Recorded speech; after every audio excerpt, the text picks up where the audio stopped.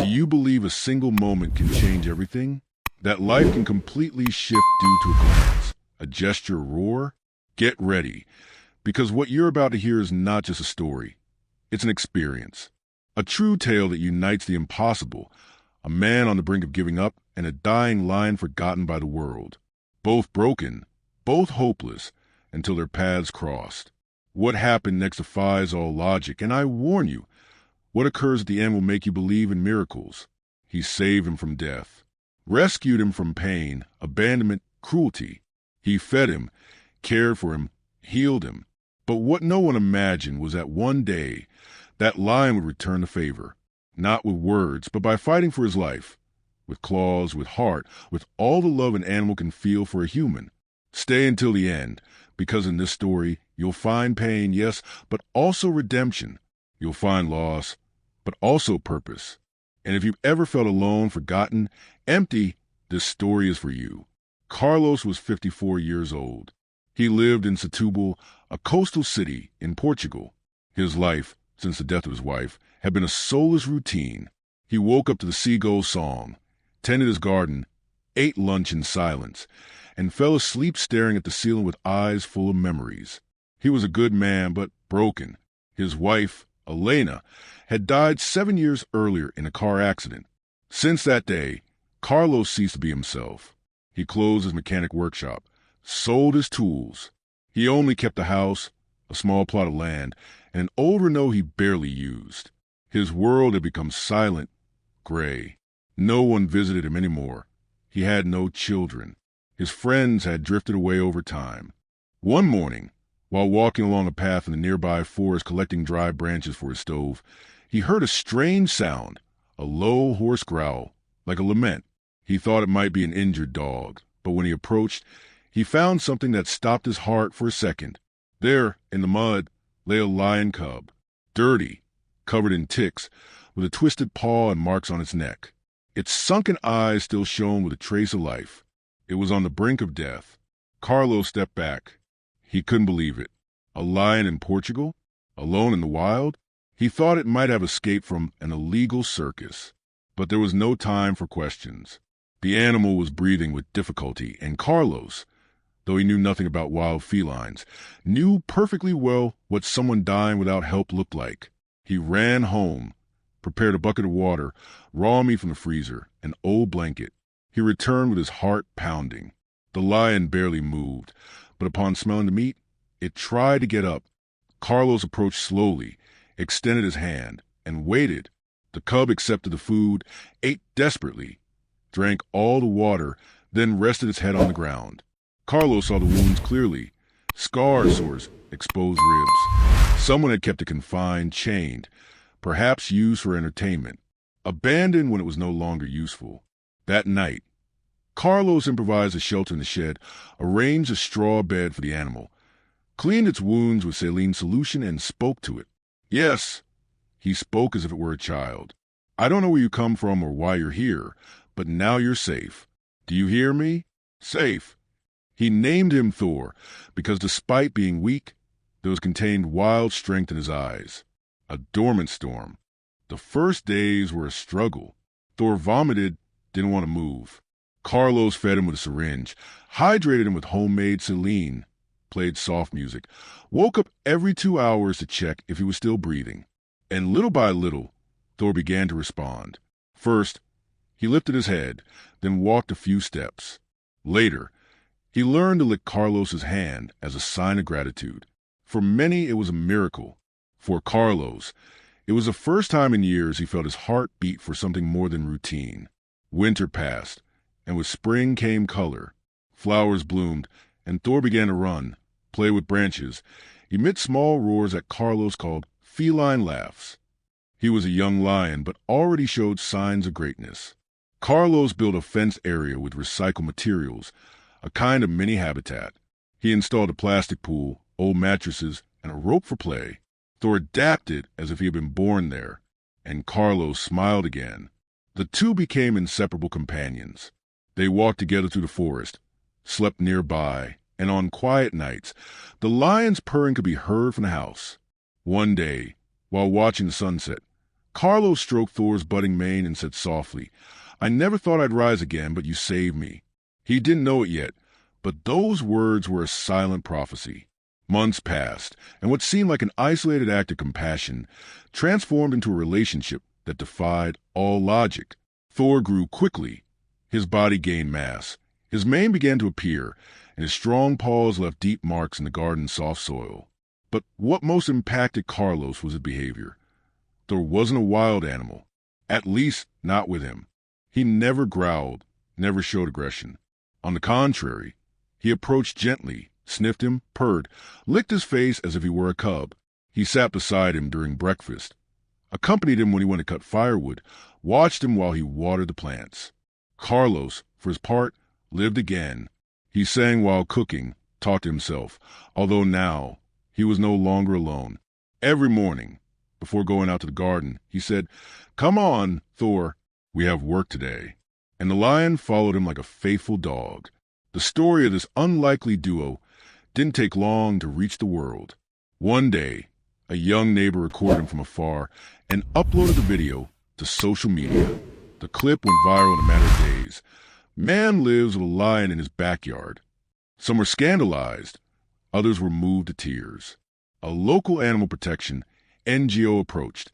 At first, they wanted to take Thor away, but after seeing the lion's condition, his health, his behavior, and the connection with Carlos, they made an unusual decision. They would allow Thor to stay under certain safety conditions and periodic monitoring. Carlos agreed, not out of fear, but because he wanted to do things right. He adapted the shelter with specialist advice, installed cameras, a reinforced fence, and an enrichment space for Thor. Thor exercised, hunted toys, climbed structures. Despite living on humble land, he had transformed it into a true sanctuary. People began to visit the place. At first, it was friends, then neighbors, then entire families. Children with illnesses came, adults with depression, people with trauma. Carlos never charged admission. He only asked for respect. And there was Thor, lying down calmly, letting children pet him, allowing adults to sit beside him in silence. There was something in his gaze, something healing. A local journalist wrote, "He's not a tamed lion, he's a grateful one. He's the soul of someone who knows what it means to be saved at the last second." But, as often happens, life, with its strange balance, never stays still. One night, while Carlos was gathering firewood in the forest, he heard a sharp, desperate whimper. As he approached, he witnessed a horrible sight. A pit bull tangled in rusty wires, wounded, bleeding, panting in pain. Its back was torn, legs injured, foam around its mouth. Everything pointed to it having been used in illegal dogfights and then abandoned. Carlos felt the same thing he had felt with Thor, the same impulse, the same knot in his stomach. It's okay, it's over." He carried him home, cleaned him up, bandaged his wounds, fed him, made a little bed for him in the shed. He named him Rex. Thor watched from a distance, silently. He didn't growl or attack, but his eyes were different. It wasn't jealousy, it was distrust. And Carlos noticed. The following days were tense. Rex was cold, ate without looking up, slept apart, wouldn't let Carlos pet him. When Thor got close, Rex let out a low growl, quiet, but with a fury that seemed to grow each day. Carlos, who firmly believed love could heal anything, didn't give up. He doubled down on care, spoke to Rex gently, showed him photos of his late wife while feeding him. He said, "No one will hurt you here. This is a place for healing." But Rex wasn't Thor. And with each passing day, Carlos felt an invisible tension, like something was about to snap. One afternoon, while telling a story to a group of visiting children, one of them asked, "Mr. Carlos, aren't you scared to live with a lion?" He smiled, glanced at Thor lying in the sun, and replied, "What's scary isn't what roars, it's what stays silent, waiting for the right moment to strike." He didn't know that those words would become a prophetic warning. The heat that day was unusual for the season. It was spring, but it felt like midsummer. Carlos had woken up earlier than usual. He had slept poorly, dreamt of being chased by something, a roar, a shadow, a fall. He tried to shake it off, made coffee, picked some vegetables from the garden, and, as every morning went to greet Thor, The lion was calm, stretched out under his favorite tree. When Carlos approached, Thor rose and rubbed his massive head against Carlos's chest. That contact was like medicine, as if both of their hearts rebooted through that gesture. But that day, Rex wasn't in his usual spot. Carlos looked around the property and found him near the storage shed, chewing something. When he approached to see what it was, Rex looked up. His eyes weren't the same. There was something wild, not animal wild. Hatred. "What do you have there, boy?" Rex growled, a short, dry growl. Carlos stopped. He didn't want to provoke him. He took a step back, let the dog walk away. But the unease stayed with him all day. Hours later, as the sun began to set, Carlos decided to take a short break in his old rocking chair on the porch. He sat down with a glass of lemonade, the fan spinning lazily, the sound of birds in the background. Thor was a few meters away, dozing. Rex was apparently nowhere in sight. And then it happened. Everything unfolded in seconds. A crack behind the house, pounding paws, a guttural growl. Carlos barely had time to turn his head when Rex lunged from the shadows, straight at his throat. The glass hit the floor, the chair toppled. Carlos tried to shield himself with his arm, but the pit bull's fangs were already buried deep in his left forearm. The pain was unbearable. Rex shook his head like a trained fighter. Carlos screamed, tried to break free, but the dog's strength was brutal. He fell to the ground. Rex pounced on his chest, aiming now for the neck. And just when Carlos felt death was inevitable, a roar tore through the sky. Thor came like thunder descending from the mountains. A roar that froze the pit bull's blood, silenced the birds, shook the trees. Thor ran like lightning. His paws hit the earth like war drums. In a single leap, he tackled Rex, flinging him over 2 meters away. The dog rolled across the ground, tried to get up, but Thor was already on him. He pinned him down with his massive paws. He roared so loud that Carlos, still lying on the ground and bleeding, felt his chest vibrate. But Thor didn't kill him. Thor wasn't a killer. He was a protector. And that's what he did. For minutes, Thor remained over Rex. He didn't release him. He didn't bite him. He just held him down, as if to say, "Move, and it'll be your end." Carlos, with great effort, crawled back to the porch. With a trembling hand, he pulled his phone from his pocket and called emergency services. While he waited for the ambulance, Thor stayed still, like a living statue. His eyes never left the enemy. His body tense, his breath deep. The paramedics arrived. They took Rex away. They carried Carlos into the ambulance. And just before they closed the doors, the man stretched out his blood-stained hand and whispered, "Thank you, Thor. Thank you, my son." Carlos spent a week in the hospital. Blood loss, infection, stitches on his arm and face, and a broken rib. But that wasn't what hurt the most. What hurt the most was thinking about what could have happened if Thor hadn't been there. During his hospitalization, he received dozens of letters, messages, and calls. People would follow his story on social media. People cried when they heard what had happened. Many offered help, donations, therapy, food. But Carlos asked for only one thing. "I want to go back to him. I want to hug him." When he returned to the sanctuary, Thor was waiting. He didn't run to him. He didn't roar. He simply looked at him from afar, walked slowly, and when they were face to face, he lay down at Carlos's feet.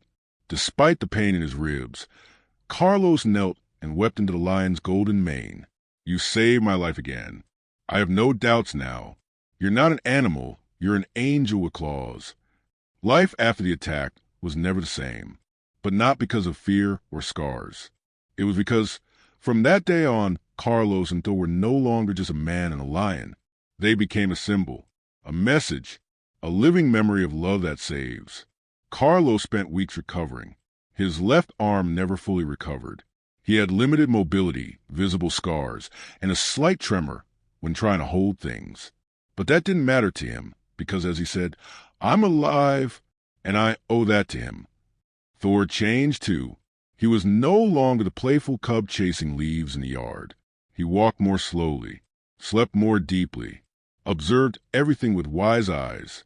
It was as if he understood that his role was no longer to play, but to protect. Carlos would often sit beside him in the afternoons, watching the sunset. Sometimes they wouldn't speak. They just breathed, as if sharing the same silent thought. We survived.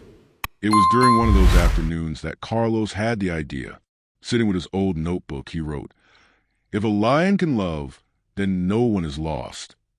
And so the project that would change everything was born. Refugio Thor, Sanctuary for Wounded Souls. With the help of donations, volunteers, and past visitors who wanted to give back, Carlos transformed his home into an official sanctuary. It wasn't a zoo or a tourist attraction. It was a true refuge, a place for forgotten animals and broken people. Blind horses arrived, mutilated dogs, cats rescued from fires. People came too, children with cancer, war veterans, grieving mothers, lonely seniors. All of them found something there that the world had taken from them: peace. And at the heart of it all was Thor, the lion, now majestic and solemn. He had a unique routine. He would approach new visitors, look them in the eyes, and lie down beside them. Nothing more was needed. His presence alone was enough. Carlos explained it like this: he doesn't heal with medicine. He heals with presence, with silence, with that energy that only those who have suffered can give. The testimonials multiplied. People who had lost all hope said they felt something change when they hugged him. Sick children asked to return. Psychologists sent patients. Even doctors began recommending visits to the sanctuary. Thor became a legend, but time always takes its share. At 15, Thor began to show signs. He walked more slowly, ate less, and slept for long hours under the fig tree Carlos had planted years ago. His eyes still sparkled, but with a dimmer light, like a candle nearing its end. Carlos cared for him like a son. He gave him warm water, cleaned his mane with damp cloths, spoke to him like he did when Thor was a dying cub hidden in the bushes. And one morning, when the sky was painted orange, Carlos stepped outside with his coffee and didn't see him. He walked to the fig tree. There was Thor, lying peacefully, eyes closed, breathing softly. Carlos sat beside him, caressed him with both hands, and said, "If you want to go now, you can. Don't stay for me. I just want you to know you saved me more than once. Thank you for being my family." Thor opened his eyes one last time. He looked at Carlos, rested his muzzle on his leg, and then quietly closed his eyes forever. The entire sanctuary fell silent. The animals stopped moving. The trees stood still. Even the wind seemed to pause. Carlos didn't cry. If the story touched your heart, don't leave without doing something important. Subscribe to the channel, give it a like, and share this video with someone who needs to believe again. Because stories like this, of redemption, real love, and second chances, are more than stories. They are mirrors. They are callings. They are reminders that miracles exist. And sometimes they have a mane. Thank you for watching until the end. See you in the next real story.